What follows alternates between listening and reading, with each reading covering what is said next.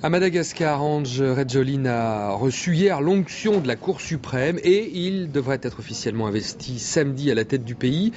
Virginie Hertz est sur place depuis le début de cette crise politique. Quel est le programme du nouvel homme fort de Madagascar pour les semaines et les mois à venir maintenant ?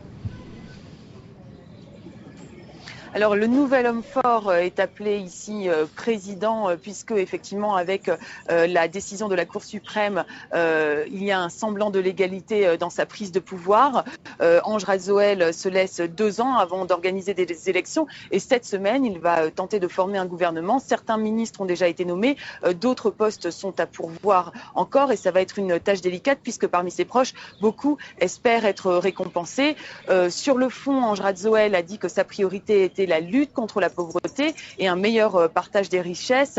Il s'y est engagé hier encore une fois devant la foule de ses partisans réunis place du 13 mai. Mais cette promesse risque d'être un véritable défi puisque je vous rappelle qu'à Madagascar, plus de la moitié de la population vit avec moins d'$1 par jour. Alors vous êtes devant le palais présidentiel, Virginie, et Marc Ravalomanan est toujours introuvable. Il faut dire qu'un mandat d'arrêt pèse sur le président destitué.